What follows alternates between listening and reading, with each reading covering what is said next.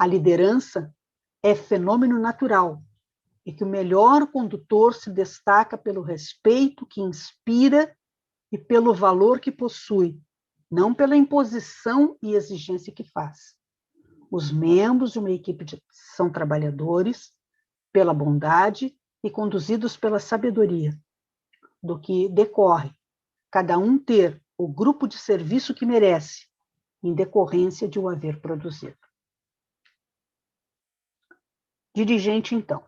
O dirigente da reunião mediúnica é a pessoa que tenha qualidades morais e conhecimentos doutrinários, assim como a confiança da equipe encarnada e o conhecimento acerca de todos os participantes da reunião. Já vimos isso. Então, ele é uma pessoa que está preparada para a liderança.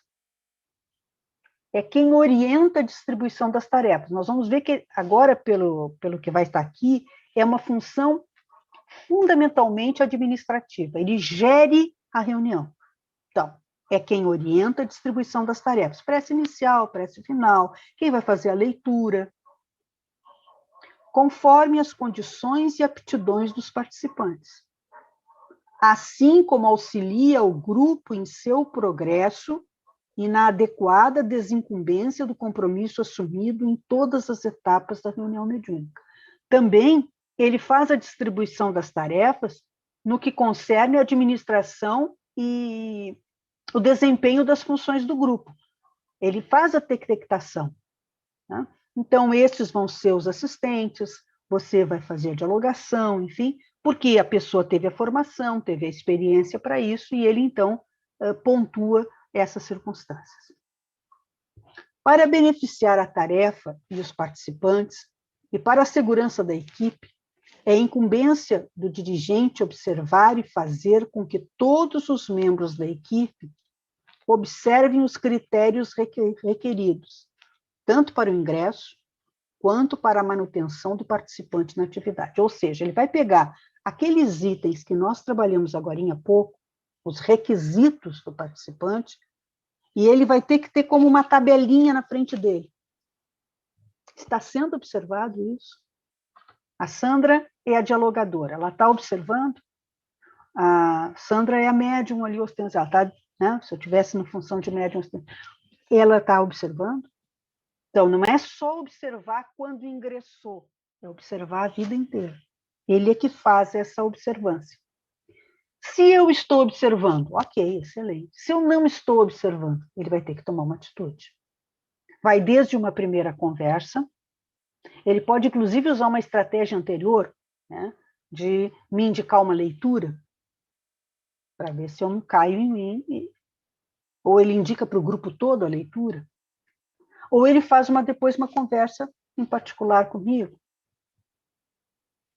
Se não for observado, ele terá que, então, ir indo adiante, ele tem que ir agravando as orientações que ele me dá e a cobrança que ele me faz em relação ao atingimento daqueles requisitos, que, na verdade, são metas de toda a equipe.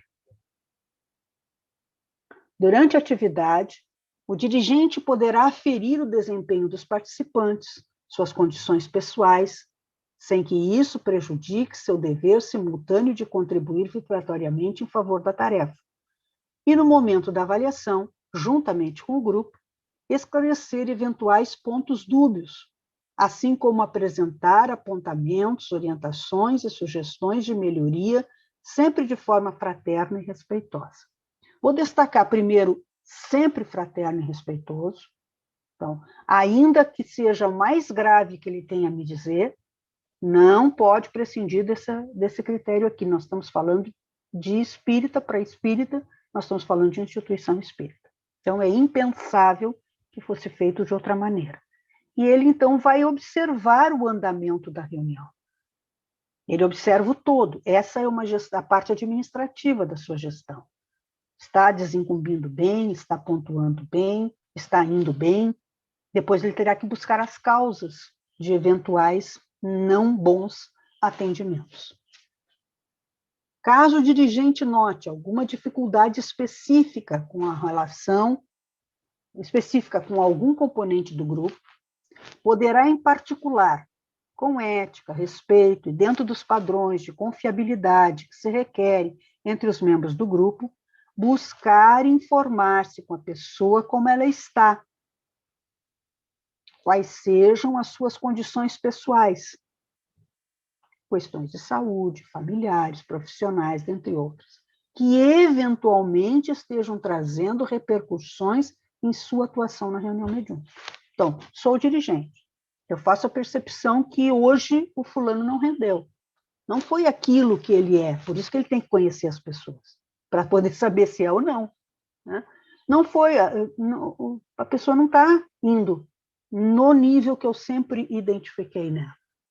Então, a gente pode ir desde uma proposta de leitura para a equipe até uma conversa.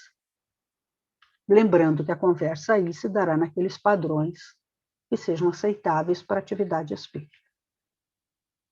Por tal razão, sendo o dirigente a pessoa que conduz, dá o suporte, orienta a equipe encarnada, deverá haver em sua atuação muita discrição, respeito e confiança por parte dos membros da equipe mediúnica, assim como ética, para que não sejam divulgadas particularidades que não sejam de necessário conhecimento de todos. Sim, ele falou com a pessoa.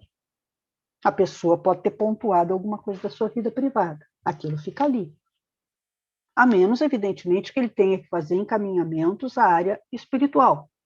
Mas ele vai pedir à pessoa que necessita do atendimento espiritual para que vá.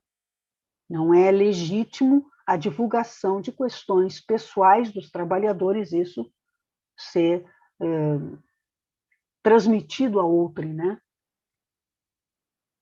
Assim como deve participar de grupo de estudo no Centro Espírita e integrar-se o mais possível nas demais atividades do Centro Espírita, compete ao dirigente aferir se os demais membros estão em grupo de estudo e o mais possível integrados no centro, para que se mantenham vinculados às equipes espirituais dirigentes das diversas atividades, recebendo-lhes a assistência.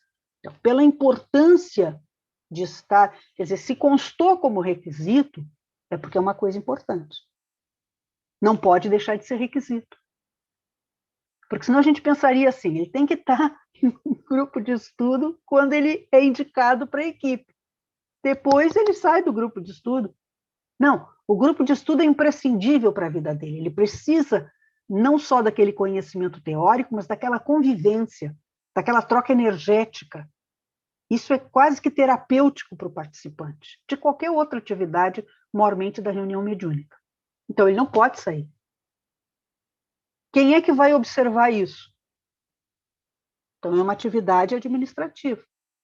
O dirigente vai observar se eu continuo frequentando as reuniões de estudo, né? Se eu estou integrada em outras atividades da casa. Então, quando eu fui indicada para a reunião mediúnica, eu estava no passe, eu era passista também. Depois eu saí. Por que saí? É uma coisa temporária? Ou vai retornar? Como é que isso fica? Quando eu fui indicada para a reunião mediúnica, eu estava exercendo atividade ali naquela instituição. Eu permaneço exercendo ali naquela instituição. Então, aqueles requisitos têm que ser constantemente checados se o participante da reunião está, então, atendendo aqueles requisitos. Quem faz essa checagem, discretamente, evidentemente, e depois, numa conversa com o participante, é o dirigente. Diretrizes para o desempenho da tarefa. Qual é a linha de procedimento dele? Deliberar sobre a admissão de novos participantes do grupo, conforme as normas do Centro Espírita, procurando ouvir os demais participantes da equipe. Então, vai entrar um novo participante. Naturalmente, a área responsável da casa faz essa indicação. Indica para ele, olha, tem já um companheiro aqui que já está em condições de fazer um ingresso. Então, ele delibera. Delibera como? Ouvindo os demais, procurando ouvir, pelo menos, os demais participantes da equipe.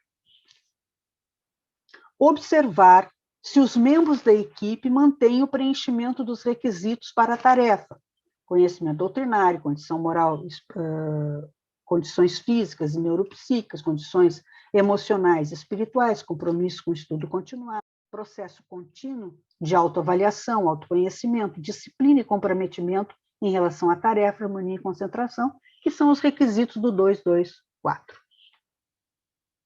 Durante a fase das comunicações, deverá manter-se vigilante, atento a tudo que ocorre. Postura da equipe de apoio, como estão os médios ostensivos, como está sendo feito o encaminhamento dos diálogos, sem que essa postura vigilante tenha conotação coercitiva ou fiscalizatória, e sem que isso prejudique o dever do dirigente de também colaborar vibratoriamente em prol da tarefa. Estamos, de alguma maneira, está se retomando dois elementos que são importantes. Ele gere a equipe. Gerir a equipe é avaliá-la no seu todo. Agora, ele tem que ter a capacidade de, ao mesmo tempo que ele faz essa observância, isso não tenha um viés fiscalizatório. Agora eu vou olhar a Sandra para ver como é que ela fala, para ver se eu pego os pontos errados. Não pode ter esse viés. Porque aí já está destoante do padrão vibratório. Né? Então, é um olhar colaborativo. Será que a Sandra está dizendo, né, que mais que ela poderia, onde mais ela poderia atuar? Né? É sempre no sentido do mais que o indivíduo pode chegar, no contributivo nesse sentido. Então, é uma observação contributiva e não fiscalizatória. E, ao mesmo tempo, óbvio, que não pode se desvincular da função de concorrer vibratoriamente para a equipe. Quando não acumule a tarefa de dialogador, deverá evitar intervenções nas fases das comunicações. Quer dizer, se ele não é o dialogador, ele não fala durante a comunicação. Ele não é médium ostensivo, porque não pode ser. Não é o dialogador, não tem que falar.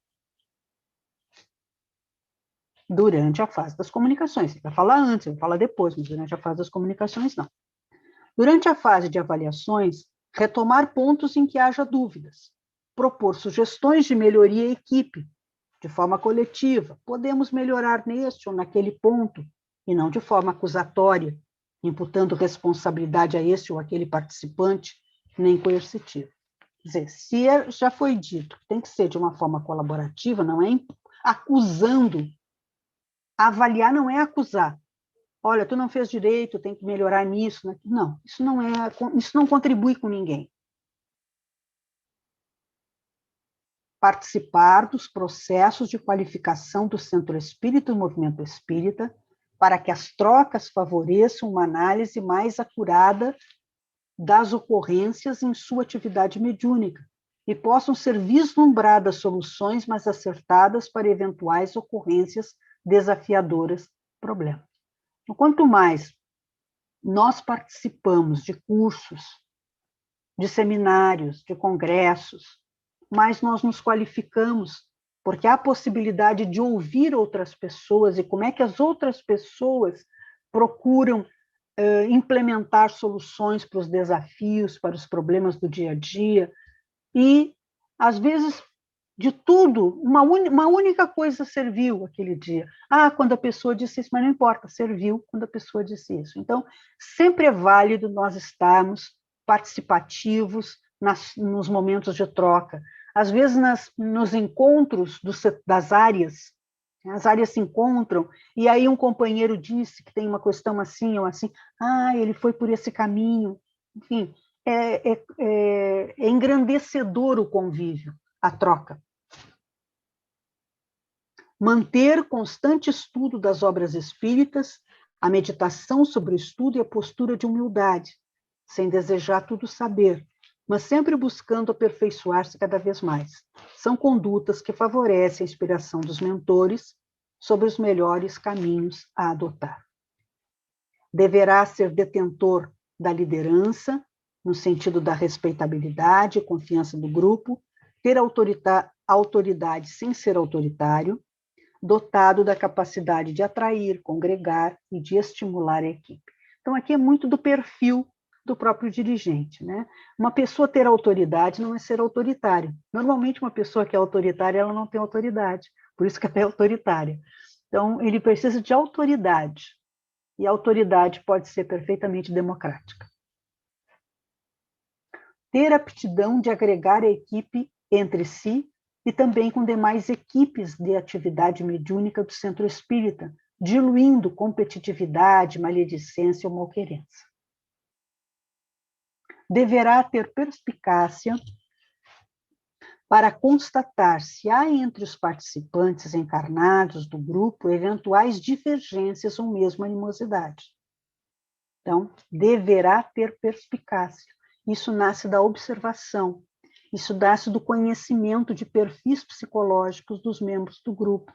Ele tem que detectar isso, para procurar mecanismos para dirimir, para ajudar as pessoas a se reintegrarem ou se integrarem, caso elas não tenham feito isso convenientemente. Então, deverá ter perspicácia para constatar se há entre os participantes encarnados do grupo eventuais divergências ou mesmo animosidade, assim como desconfiança recíproca, situações que rompem a homogeneidade, abrem brechas para interferências espirituais inferiores e mesmo inviabilizam o trabalho, sendo necessário que o dirigente trate desse assunto de forma individual com os envolvidos ou coletivamente, propondo reflexão e compromisso de todos com a vivência espírita.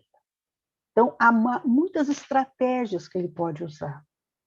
Ele pode trazer de novo um texto para a equipe estudar em casa, para a equipe ler. Pode fazer essa proposta.